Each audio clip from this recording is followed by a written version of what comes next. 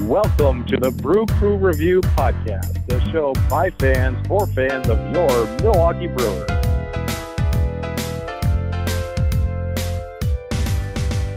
Welcome back to the Brew Crew Review. We are joined here on the set by Jayson Durocher, former Milwaukee Brewers pitcher. Jason, how are you doing tonight? Yeah, I'm doing great. Thanks for having me, guys. Absolutely, Jason. Thanks for joining us. So we're gonna start off and get right into it. You were drafted by the Expos in the 9th round of the '93 draft out of Horizon High School in Scottsdale.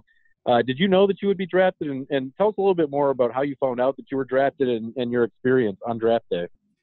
Sure. I'd kind of assumed that I would be drafted. I'd had a lot of scouts come into the house, interview me, and I always saw, them walking up with their briefcases. Back in the days, I'm an older guy, so when they would come and watch, they look like CSI agents with their briefcases, and they were changing, taking spy stuff from one place to the other. But yeah, so I saw these guys at all my games, had regular contact with them, so I was not surprised when I was drafted. But like most 18-year-old kids, I was, I had a vague idea of when the draft was. But the first day of the draft, I was actually out playing beach volleyball with all my buddies when I got drafted. So I came home and got it on an answering machine. So that's how I kind of found out. And I was like, oh, draft was today. Okay. So that's kind of how that went. That's awesome. I don't know how many guys can say they were out playing beach volleyball when they got drafted. Yeah, no, it was, just being naive about, how it all was going to work. And, there wasn't a whole lot of buildup for me on my end. I just kind of assumed that it was going to happen and I would sign. And my parents are both very educated.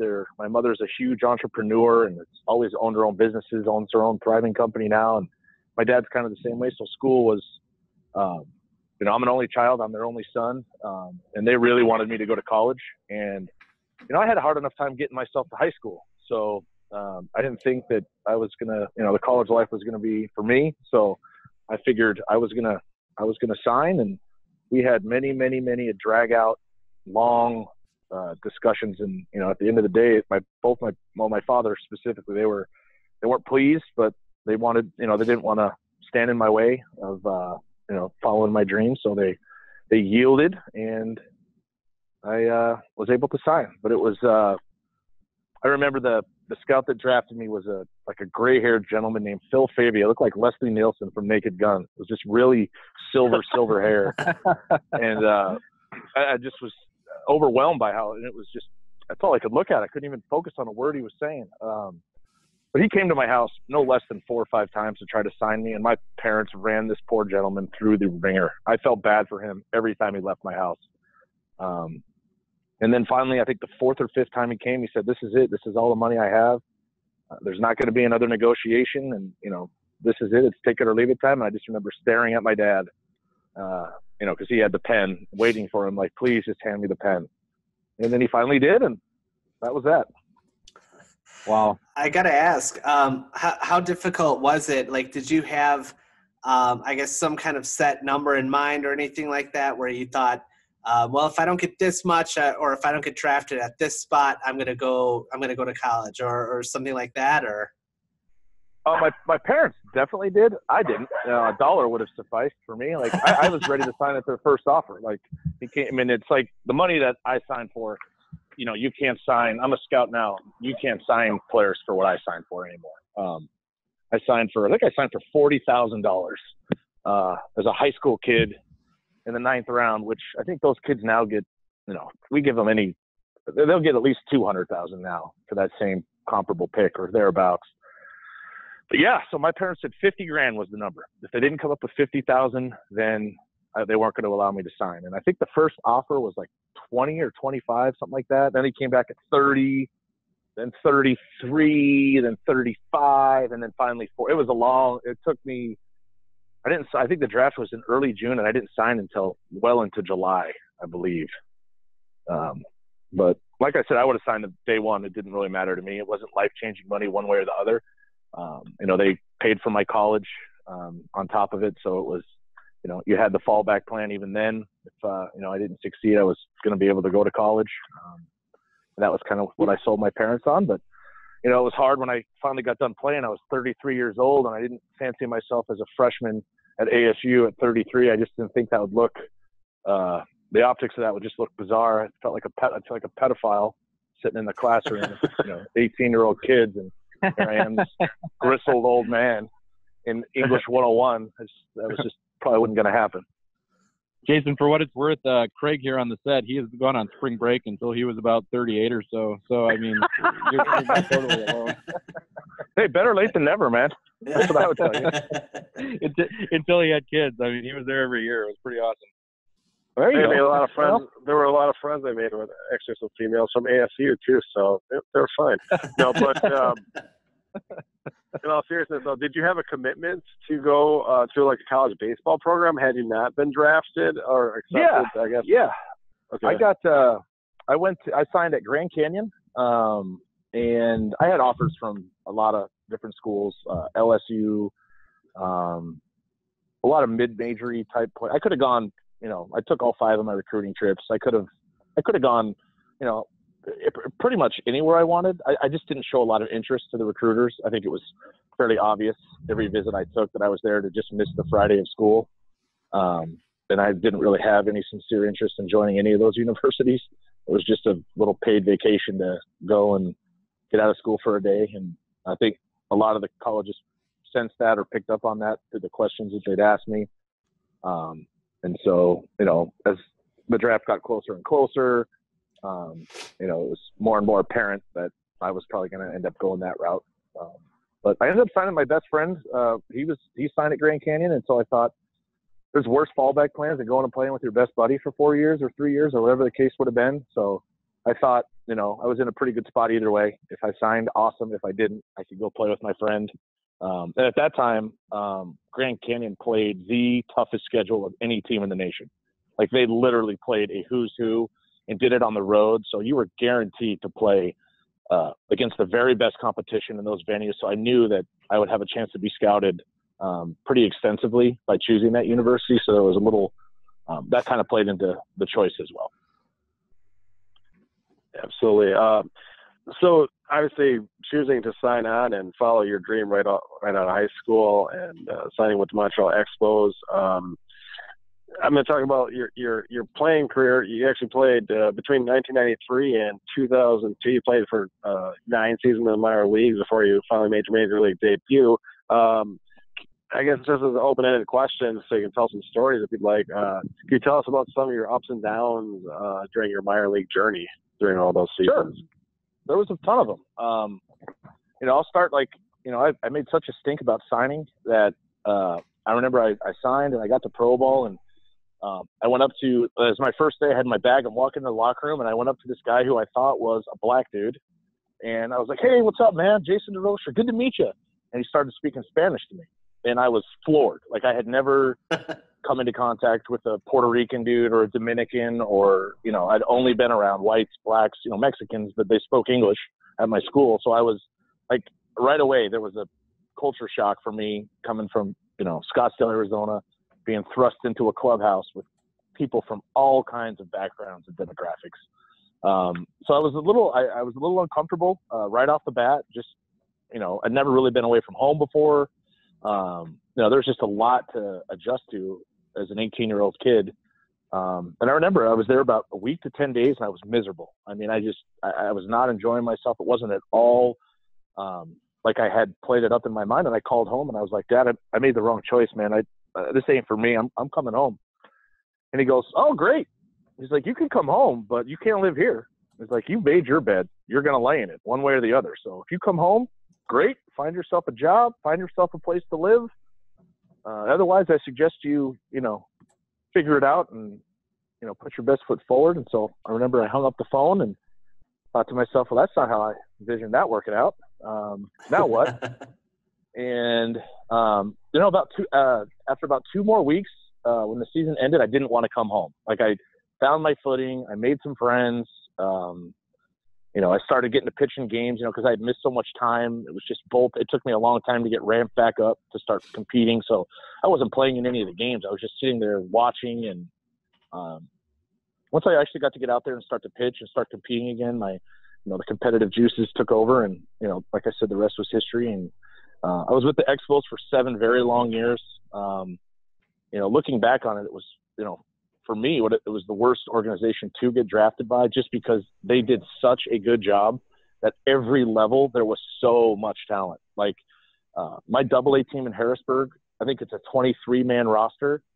22 of the 23 played in the big leagues. And we had a guy, wow, Jamie Carroll, who has 10 years in the big leagues. He was regularly on our Phantom DL. He couldn't even find the field. This guy played in the big leagues for 10 years. Like, it was, every level was like that. It was loaded, top to bottom. And so to get moving through that system, you had to be some kind of good. And I was not some kind of good. I wasn't, I wasn't as good, or I wasn't good enough, with that group to get there. And so, and we would play against other organizations, and I would, the fall off in talent, at least it was visible, even to a kid. I was like, oh my God, these guys aren't very good at all. Wish I would have got drafted by the whoever, And so, I found my way to AAA finally at the end. I was a starter for the first, I think, 5 years of my career, and I had some success. I was a decent starter, but I didn't have a third pitch. I was kind of a 2-pitch guy. Then they transitioned me into the bullpen, and my velocity started to really pick up in that role, in the shortened role, inning, 2 innings, something like that. Velo started to pick up, but when I was about 23, that's when my metabolism first shifted, and I first started to get fat. And then I had another flux of velocity. I gained a bunch more, I guess I would call bad weight. I was the heavy guy. And that actually led to more velo as well. So velocity started ticking up as a reliever, and I found that role suited my personality. It was, go as hard as you can, as fast as you can, for as long as you can, but it's only going to be an inning or two. I really liked that, and that transition helped. I didn't have much of a secondary pitch. I had a slider. It was not good. I had a good, decent enough fastball as a starter, but no third pitch. And I remember I was in AA, and it's probably my second or third tour in Harrisburg. And we had a new pitching coach come over from, I think he came over from the Padres. His name is Brent Strom. He's the current pitching coach for the Astros. He's the best pitching coach I ever had. He was honest with you. He was direct. He came up to me and he said, you know what, son, you've got a great arm. You'll never see a day in the big leagues. You don't have a secondary pitch. He's like, you're 23 years old. How about I teach you a split finger? It's bad for your elbow. You're likely going to blow out at some point, but I just don't see another way for you to get there. And I was like, sign me up if that's what you think it takes. So he went out. I came back to the clubhouse the next day, and there was a big softball sitting in my locker. And he's like, everywhere you go for the next 2 weeks, you jam that softball in between your first 2 fingers. We're going to stretch your fingers out as wide as we can get them. So me and that, I think it was like a chartreuse glow-in-the-dark looking softball too, so I wouldn't lose it.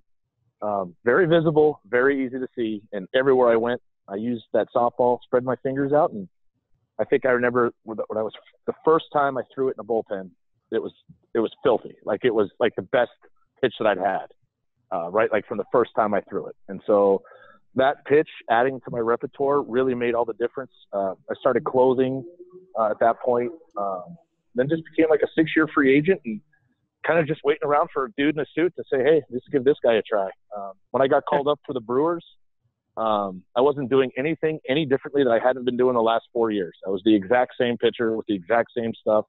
Like I said, I just needed a dude in a suit to point at me and say, hey, give this guy a shot. Go ahead. No, go ahead. Finish. Go ahead. So I was just going to say, getting to that point, so on June 11th, 2002, you made your debut, your big league debut, and it was for the Brewers. And tell us a little bit more about how you received the news and how you got the call to the bigs, and who was the first person that you told? It had to have been a huge moment for you. It was. It was. And I would have never been or gotten that opportunity had it not been for Curtis Laskanik. He was with the Brewers, and he was hurt, and he had to come down on a rehab assignment. So he joined us in AAA for 2 weeks. And he got to see me throw, I think, 3 or 4 times during that period. I think it was after the 3rd or 4th time we're sitting down in the bullpen. It was just him and I, and he looks at me and he goes, what in the hell are you doing here? He's like, you have no business pitching here. You should be up with us. Like, this is ridiculous. He's like, how many years in the big leagues do you have? And I was like, I've never been. And he's like, you've got to be kidding me. He's like, wow. He's like, well, just keep doing what you're doing. I'm sure somebody will notice. And I go, well, that's what I've been thinking for the last 9 years. But, yeah, I'll just keep on keeping on. So he ended up getting recalled or back to Milwaukee. He had a setback or something. And he mentioned, to the GM, to the trainers, to Jerry Royster, who was the manager at the time. He's like, dude, there's this guy in AAA that, something should happen. Like, I'm telling you, this guy belongs up here with us. And then I think he was gone about 10 days and somebody got hurt. And I remember we had a day game in Indianapolis. And he called me on my way to the park, and he's like, hey, I'll see you tonight. And I was like, oh, man, awesome. You're coming back. Good. That's exciting. We enjoyed having you around. He goes, no. You're flying to Oakland, man. You're getting called up today. And I was like, so that's how I found out. And I'm so glad he told me, because that day was a day game. I was the closer. I was rested, and it was a 2-1 game in the ninth, and he got somebody else up to come in to get the save. Had I not known that I was going to the big leagues, I'd have tipped his desk over after the game. I'd have ran right in there. And so it actually saved me a really uncomfortable interaction with my coaching staff. But yeah, then they just called me in, and they kind of messed with me, but it kind of took some of the steam out, because like I said, I already knew. But then it was so hard to sit through all day, all that game. And the game's over, and I'm waiting, and I'm just sitting in my locker in my uniform, like, all right, come get me. Nothing's happening. So then I'm like, all right, well, I guess I'll go shower. I go shower. I come out. Still nothing's happening. And then doubt started to creep in, and I was like, oh my gosh, this isn't going to happen. And then as I went in there, I was eating. The manager called me in, and he said, yeah, you're going to go to Oakland. I said, great. I was obviously very excited, but it was weird, because I was also pissed. It took me that long. I was, frustrated, with how long it took. And, obviously I was grateful to get the opportunity, but I remember that first year pitching, I pitched with a chip on my shoulder. Every time I took the ball, I was angry. I listened to David Pember's podcast with you guys, just to get a taste of what to expect. And I remember him talking about being nervous and, having nerves and all that stuff. And I remember laughing to myself. I had zero nerves. I was pissed. I was so mad. That is awesome. I was anything but nervous. I was just so agitated and so angry that, and I kind of tried to use that as, motivation, and to, prove that I belonged and that I could, do the job. And, it ended up working out okay for me. That is awesome. You ever have to do anything now when you actually where you weren't angry enough, and you just did, you had to get yourself amped up or anything like that, or?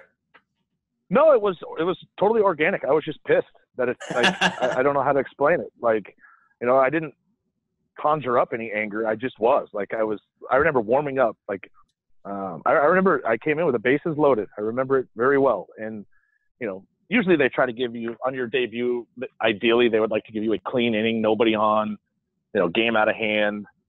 I think the game was pretty well out of hand. I think we were down 6-0 or somewhere in that range in the third or fourth inning. But, coming in with bases loaded, and I remember thinking, I'm going to shove it right up there. You know what? They're not going to score. I'm not going to let in any of these runs.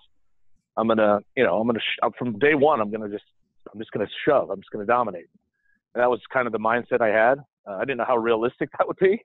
But, that's kind of how I went at it. And I just thought every time I stepped on that mound and he called down to the bullpen to get me up to get in, I remember thinking, it took you this long to get here. Don't you dare do anything to let them send you back. You treat this like it's going to be your last time. So that's kind of how I approached it. And that's kind of how my process was. Now, what was the reaction of your family and friends when you finally made it to the big leagues? Were they there to support you, or to? Oh yeah. Oh man, I had a caravan of people living in Phoenix. Yeah, to get to Oakland wasn't too bad. I had lots of family and friends that came, and my dad's a real nervous person. He's not, when you look at him, but he gets real. I didn't know any of this until well after the fact. But he can't even watch the games live. He paces. He has to get up. He has to wander. And so for him, it was really, really stressful. He had the experience that Dave had.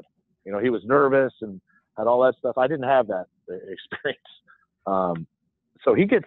I remember, this is a little off the subject, but while I'm thinking about it, obviously I live in Arizona, and we came to Arizona at the end of September, And my parents had season tickets right behind home plate. I could see them. I could see where their seats were. They were, visible to the mound. So I remember I came in, I think it was the first night, and I came in and pitched, and I looked, and I saw my mom was sitting there, and my dad was nowhere to be seen. And, I pitched a 1-2-3 clean inning, and, I checked in with my mom, and I said, hey, Dad missed me. I saw he wasn't in his seats. He's like, oh, he had an anxiety attack. He was up in the concourse just wandering, looking for a paper bag. It was like, oh, God. And he didn't even come to the other 2 games of the series. I ended up pitching, I think, at least one more time, and he couldn't even come. So I felt bad for that you would be so nervous for your child that you can't even get physically sick. Oh, that's awesome. But yeah, we had tons of friends and family. My wife, who was at that time my fiance, she was there. My friends from high school. I was very well supported. It felt really, really good. I really enjoyed it. It's something I'll never forget. And I'm grateful to have had the experience and had the opportunity. Tons of guys that, I saw that I played with and against that were equally talented. And then they were just like me. They just never got an opportunity for whatever the reason. This is not an exact science, what we're doing, and it's, sometimes it's difficult to choose, and there's all kinds of factors that go into those choices. And I'm pretty sure if I don't have Curtis Laskanik come down and watch me pitch and have a voice for me, that I'd never get the opportunity. I'm likely still pitching in AAA somewhere as a 50-year-old. Speaking of Curtis Laskanik, I guess were there any other, besides him, any other players or coaches or any other members of the organization that made a really big impression or impact on you while you're with the Brewers? Yeah, I still texting in a little bit of contact with Glendon Rush. He was a super awesome guy. Ben Sheets was a great person and a good guy to young players. Jeff Jenkins was, part of the, being on a team that loses 102 games. There's not a lot of egos in there. There's not a lot of, we weren't a good team. We were bad. It is what it is. And we didn't want to bring that up, Jason. Look, it is. That's the reality, man. It was not a good team. We did not, we had good players, but we just, for whatever reason, man, we just struggled to string together victories for, any number of reasons. I can tell you this, at the major league level, everybody's really, really good. And, there's a reason that those guys are there, and those guys that have had longevity and have been there for, and have established themselves, there's a reason for that. And, it's, you watch it on TV and it looks easy, and I'm just telling you, it's a really difficult game to play, and it is just cloaked in failure on both sides, hitting and pitching. It's, and the game hasn't really changed from when they invented it, which is amazing to me. How we watch the games and how we scout and how we do all that other stuff has changed, dramatically. But the game itself, relatively unchanged, which is pretty neat. I'm not sure how I got on that topic. Now that I'm here, because that was not the question, but either way. It works perfectly because our next podcast, we're going to talk about all the rule changes that they're proposing that they're going to do in 2019 and 2020. So we're kind of not super thrilled with some of them, but yeah, we'll talk all about that in our next episode. Gotcha. And then my next question was, and kind of just to give you a little history of us as a Brew Review. Myself, Vince, Scott, and another of our members is not here tonight, but Chad, we all actually used to work at Miller Park in the ticket office of the Milwaukee Brewers. And back in that time that you actually made your major league debut in 2002 and 2003. So we've been friends for quite a long time, and we had a television show with the same name for quite a few years, and we actually used to focus a lot on the minor leagues with the Milwaukee Brewers back in that time when Ryan Braun and Prince Fielder were drafted and coming up, and J.J. Hardy. So so ourselves and our followers, our listeners, or whatever, are all kind of fascinated with the whole aspect of getting drafted, making our way to the big leagues, and that whole process of minor league baseball. And obviously, you've experienced both a number of years as a minor leaguer and a couple of years as a major leaguer. I guess, could you there's obviously some major differences in not only pay, but travel and everything when it comes to the differences between and competition, obviously, as you just mentioned, but between playing in the minor leagues and playing in the major leagues.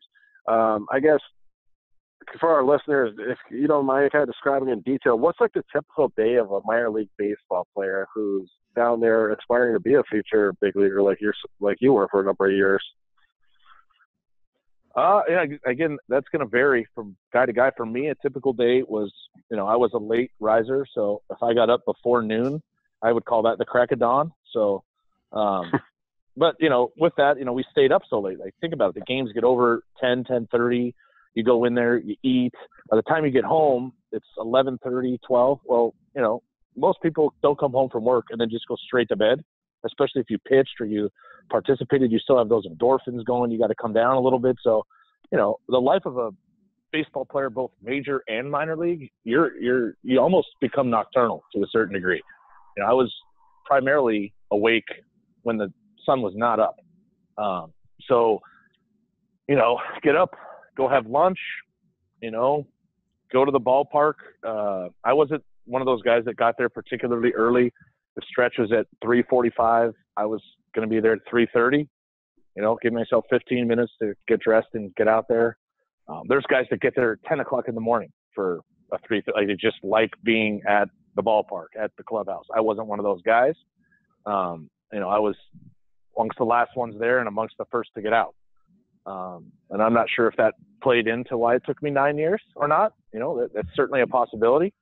But, there's, in a minor league town, it's, the biggest difference is the amenities and the stuff you have. Like in a major league clubhouse, there's chefs. Like, you come in from BP, it's, hey, I'll take a double cheeseburger, this, that, they'll make you whatever you want. Like, you have every advantage. Like, you don't go out to the field to like, God, geez, I'm starving. I wish I would have had a snack or had something. Like, in minor leagues, when I was playing, there were times where if you weren't one of the first guys back in there, everything got picked over and there wasn't a lot of food and there wasn't, ways to keep yourself, with the right nutrition and the right food. And now that, it's not like that any longer.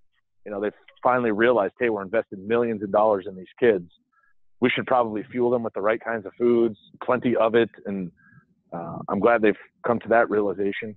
Too late for me, but better for the next group coming. So it's, like I said, you just become almost nocturnal. And your family and your loved ones kind of adjust to that schedule too. They're not going to talk to you until after 11 o'clock at night on a normal night, when you call to check in on what's going on at home. And, when you travel, it's a lot of bus rides, and it's, like I said, you get on that bus at midnight and it's a 6-hour bus ride. You're rolling into the next town at 6 a.m. versus if you're a major leaguer, you get on a chartered plane with a full meal service, anything you want to drink, any movies are available to you. You're in a first-class seat. Every seat is a first-class seat. And so you're well rested when you still have that same travel, but you're not crammed on a bus, smelling, got 30 other guys. That's terrible for any amount of time. You can imagine what that's like for 6 hours. Good God. And, so that's that kind of stuff, little stuff like that you don't necessarily think about as being a big advantage, but actually is. How is the interaction between fans different at the minor leagues and the major leagues? You know what? I was same. I was an interactor with fans. I enjoyed it. I like to, I could take it and I could give it back. I like getting in conversations one way or the other with fans. It didn't bother me. I never took any of it personal. I know that they were just trying to elicit a response to get me to engage them, and they had the right audience because that's exactly what I wanted to do. So it was perfect. I remember we were in Philadelphia, and a 7-year-old kid, I'm guessing he's 7. I have an 8-year-old kid, so it's about that age. And I remember him calling down and saying, hey, throw me a ball. No please, no nothing. I looked at him, and I just turned it through the ball to the bucket. And then he dropped an F-bomb on me, and he was standing next to his dad. And I remember thinking, so I turned back and I looked at him. I go, sir, proud moment for you, sir. Your 7-year-old just told me to go F myself. That's awesome. Congratulations. Well done. And then 3 or 4 guys came over to me. He's like, dude, we're in Philadelphia. You cannot interact with these people. You're going to get batteries. You have to just go deaf. Don't turn to them. Don't talk to them. Don't nothing. And I was like, oh, okay, well, well, that little kid just told me that. He's like, yeah, it'll get worse. Trust me. So that was like the last time That's awesome. I really engaged in any of the fans. But back in Chicago, you used to stand, or the bullpen, you were just right. It was like the fans were in row 2 and you were in row 1. They could just tap you on the shoulder, and they were literally right there. And so you come out to Wrigley, the games are at 11, so you come out to stretch. It's like 9 in the morning, and there's 4,000 people there. They're all hammered, and you just come out, and they're like the second your head pops up out of the dugout, they're on you. They know things about you that they shouldn't. Now, this is really before any of the social media stuff. So I don't know how they got the information they got, but it was clever. And I just used to look and I go, does anyone here work? Like, how are all these people here on a Tuesday? And you're drunk. It's 10 in the morning. But I think there was a tirade from a former Cubs manager that basically asked the same questions, actually. Honest to God, unless you've seen it with your own eyes, it's something to behold. It was one of the best venues I ever played in. Just the atmosphere. The Cubs sucked back then too. They weren't very good either at the time. And I'll say this for both those fan bases. Like, we lost 100 and something games. There was 34, 35,000 every night in Milwaukee. Like, we were supported regardless. It was, we would go on the road and we'd go to Pittsburgh and there'd be 8,000 people. We'd go to Cincinnati, there'd be 10,000. And they were better than we were. And I would think to myself, oh my gosh, we're so lucky to, play in a city where they're just there to support the team. If it's good, awesome. That's great. If it's not, they're still going to support you. They're still going to be behind you. They packed that place, and, the product on the field, you could debate whether they should or they shouldn't.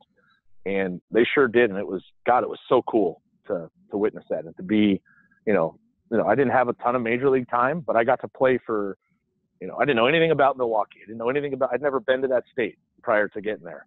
And I ended up leaving there thinking, God, what a great place to, if you had only one opportunity to do it, that's a great spot to get to do it. Like, you get to do it all, and you're treated like gold, really. I mean, it was awesome. That's great to hear, and I'm sure the fans who listen to our podcast are going to really appreciate those comments, Jason. That's awesome. And Jason, last question before we transition to our Rapid 9 segment with you. So tell us a little bit more about what you're doing now, and are you still involved with baseball at all? I am. I am a scout with the LA Angels. I've been scouting for 12 years. I started with Tampa Bay as an area scout out here in Arizona for 6 years, and then I got an opportunity to do a cross-checking job with the Angels. So I've been doing that for the last 6 years. So I'm a Southwest cross-checker. I have essentially, it boils down to about half the country, Kansas, Oklahoma, Texas, Arizona, Colorado, Utah, Vegas. I'm probably forgetting one. But yeah, so I kind of patrol those areas, and I'm still involved in the game, and I've been blessed. I've been in professional baseball since I'm 18. I'm 44 now, so I've carved out a nice, career in life that, like you said, you can only dream of, like when you're a little kid. So I've got certainly nothing to complain about. I've been nothing but blessed, and I'm grateful for every opportunity I've had along the way. That's for sure. Jason, are you ready for a Rapid 9 segment? I'm as ready as I'm going to be, so let's do it. All right. Sounds good. We'll lead off here with the first inning, of course. Question number 1. Jason, who was your favorite baseball player growing up? Wade Boggs was my favorite baseball player. He was a diehard Red Sox fan. The man ate chicken with every meal, and he absolutely raked. Loved him. Wait, a lot of beer too, I believe. Yeah, is the rumor true with the? Well, he drank 2 cases of beer from Boston to California, never peed once. Yeah, I don't know. It is to me. I mean, this man's in rarefied air as far as I'm concerned. So it's 100% true. It has my stamp of approval. Absolutely. All right. Sounds good. Question number 2 then. How long was? Real quick though. Yeah. Okay. Honestly though, if I could just go back a little bit, Sure. I've had to pee 3 times since we've been doing this for 45 minutes. So I don't know how likely that is that he made it all the way across. The more I think about it, but all right, go ahead. Sorry. We heard that from our anonymous. We heard that from our anonymous source, Tom Carter. So you just never know how true that is. But anyway, Scotty, go ahead. All righty. Inning number 2 then. How long was the longest minor league bus trip of your career? And if you have any, if you want to ad-lib on any of those experiences. 17 hours from Harrisburg, from somewhere in Maryland, all the way to Albany, Georgia, and I haven't been right since. Wow. And that was 30-something years ago, and it ruined me. Like, I've never been the same person, ever. My spine's crooked.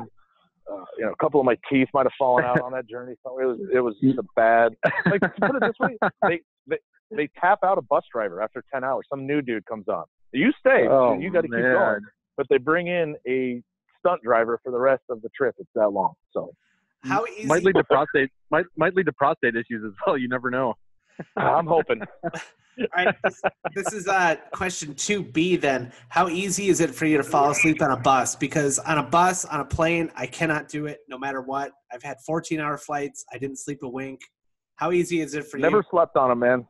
I'm an insomniac, and so sleep is difficult for me to come by just naturally. So I certainly wasn't sleeping much on those buses unless I just happened to pass out from fatigue, just where your body just shuts down and just you have to fall asleep. But I was I saw, that 1 a.m. to 4 a.m. witching hour where everyone on the bus is asleep except for me. I had that experience regularly. Oh, wow. Oh, man. Yeah. All right, third But inning. We talked about how little boys dream. A lot of them dream about, including all of us, becoming a Major League Baseball player at some point. Jayson Durocher got to live that dream. They also dream of having their face on a baseball card one day. Here's the third inning question. How many Jayson Durocher baseball cards do you own, and do you have a favorite? Wow. I own them all. Every one that they've ever made of me, I think I have somewhere around. My parents collected them. I did too. I thought it was awesome. I was a huge baseball card collector as a kid, and so I was, already into that sort of thing. My favorite one is when I'm with the Texas Rangers, because it's as I'm pitching and as I land, and my stomach is so big and I am so fat, it is so embarrassing. It's far and away my favorite one. It's hideous.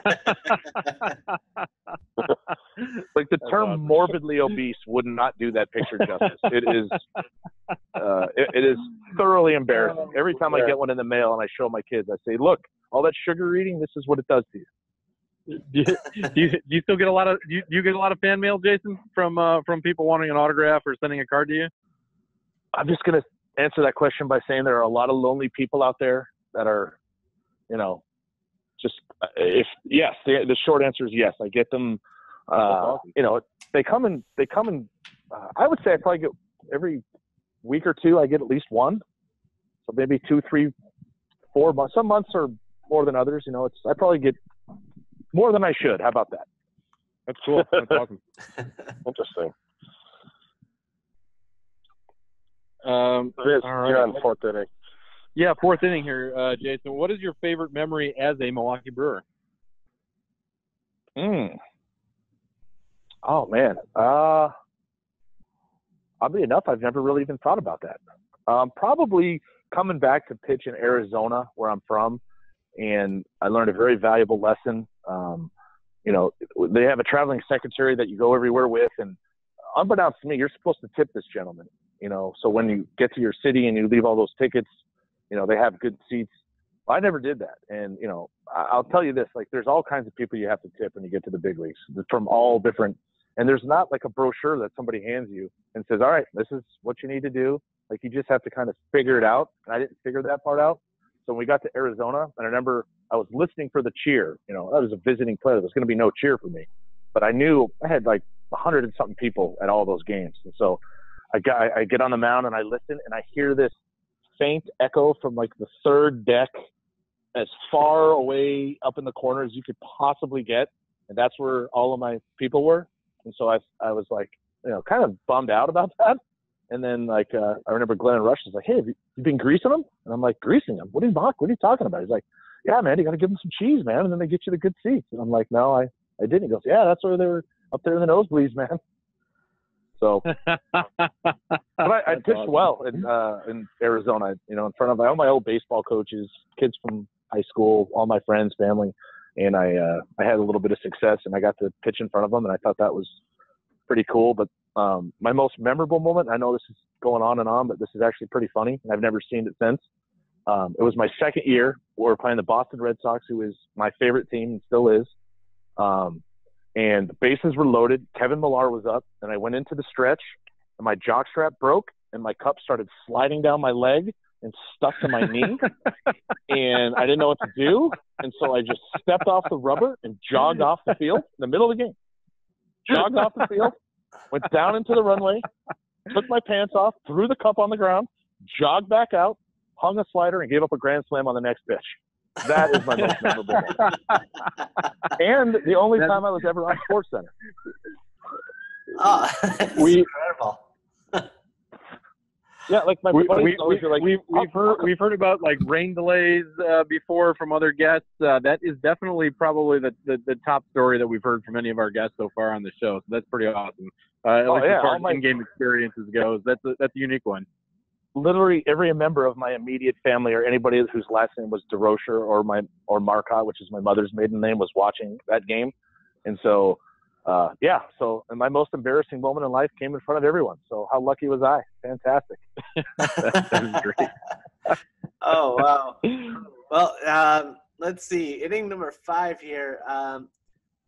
Who was your most influential minor league teammate? And since we already kind of talked about Curtis Laskanik, we'll say not him, but who is your next most? Oh, okay, minor league teammate. Influential. Yeah, that's a good question. I probably a guy named Russell Handy who lives in San Diego now. He was a really good buddy of mine. Ended up being roommates with him a lot. He was like one of the only guys that had a car, so he literally drove us everywhere. He was a fun guy to hang out with. He was 6'6", 260, just chiseled. So you kind of had carte blanche anywhere you went. You know you weren't going to get messed with. People were afraid of him on site. So you had you were going to have a safe night out when you were with him. And he was just the type of guy that would just give you the shirt off of his back. And so, it wasn't until later in life, when I became a functioning adult, that I realized how lucky I was to have somebody like that in my life at that time. At the time I totally took it all for granted. But I've got to reconnect with him later in life, and I made sure he knew how important all that stuff was. And, so would probably be him. And on the major league side, as far as just baseball stuff and getting through it, Glendon Rush was a really good, source of knowledge. He always went out of his way, when you were like, let's stuff with like tipping who to tip, what to do, where to go, where not to be. He was a married guy, a family man. So he's a good guy to be around, to go out with, and where you weren't going to get yourself in a bunch of trouble. A guy that did it the right way. So he was a really good example, as well. And he was great to every young player that came up. It was not just unique to me. I saw him go out of his way with, literally everybody. So he was a really good person. Awesome. All right, Condor, 6th inning. Jason, who was the most famous major league player that you were able to face, either at the major league level or somewhat away along your way in the minors? I faced Sosa in his heyday when he was hitting 65 jacks. Faced Pujols. I faced all the guys in the National League. Chipper, Sheffield. Hard to pick one. I faced quite a few of them. Awesome. And I'm sure they think about it all the time. The time they face Jayson Durocher, sure they're sitting up late at night and contemplating the at bat pitch by pitch. Even to this day, who could blame them, right? What an exciting time for them. They're thinking, how did I strike out? Exactly. That 7th here. Which current Brewer is your favorite to root for? And do you still watch the team in Milwaukee? I watched the playoff run. I don't watch much baseball. I'm at a game every day, from a scouting perspective, and so I get more than my fair share. So, and my kids don't like baseball, so it's rarely if ever on the TV. But my favorite, do I have a favorite Brewer? Zach Davies is my favorite because he pitched on my scout team when I was a scout for the Rays. He was fantastic. He just weighed about 110 pounds. That was big thing with him when he was in high school. And I see he's up to about 130 now, so he's really piled on the weight. I was going to say, you might be up to 115 or so now, but yeah. Yeah, he's still a waif, but man, he could really pitch. You could see it when he was in high school. It was, kudos to the scout that signed him, because, it's hard to get, to see a skinny guy like that and think he's going to hold up and be able to log a bunch of innings and every fifth day. They did a really good job, and that kid had some kind of makeup and could really, really pitch. I'm happy for how things have gone for him. He was wonderful to be around those couple of years I had him, and so he'd be my favorite one. All right, inning number 8 here. Okay, what is your favorite ballpark food? And I'm actually gonna expand on this a little bit. You're at a ballpark just about every day, but what is your favorite ballpark food? And then anything like your regular go-to, and then like if there's something specific at like another, like just at one stadium that you just have to get when you're there. So it's going to be kettle corn. I like that everywhere. And the best thing I've ever get is right here in Arizona. It's a caramel apple, and they cut it up into the slices for you. And oh my God, it's like heaven on a, it's like the best $74 caramel apple you'll ever have in your life. It's fantastic. So, and I've not seen that anywhere else that I've been. So that would be my favorite. Nice. Awesome. All right, we get to our final 9th inning here, Jason, and pretty much as we're on the cusp of the 2019 start of the Major League Baseball season, do you have any predictions on how you think the Milwaukee Brewers will fare this year? I think they're going to be really good. I mean, I like what they did last year. They've added some pieces, lost some pieces, but they have a good mix of young, old, veteran guys. The division they play in is really tough. That is what it is, but I fully expect them to make some noise again and, be in the thick of it again. They've got a really solid team. There's no getting around it. They're good. They're going to be good. Well, our listeners love hearing that, and I'm sure they've enjoyed your entire interview with us. Thank you so much for taking the time this evening to tell us all your stories and your journeys through the minor leagues and into the major leagues. As a Milwaukee Brewer back in 2002 and 2003, Jason, we really appreciate all the time that you spent giving us your insights. So thanks once again. Yeah, my pleasure. Anytime, guys. Yeah, we really appreciate it, Jason. Really enjoyed it. All right, thank you. All right, man. Take care, guys. Thanks, Jason. Yep, bye. Bye. Thank you. All right, Brewer fans, let's look forward to a great 2019 season. And, again, go Brewers and stay classy, Milwaukee. And also, just to throw out really quick, please give us a follow on Twitter. We've really appreciated the large amounts of followers who've joined us in the last week on Twitter. It's Brew Crew Review Podcast with an S at gmail.com if you want to send us your questions, or Brew Crew Review 1 on Twitter. We appreciate all the followers.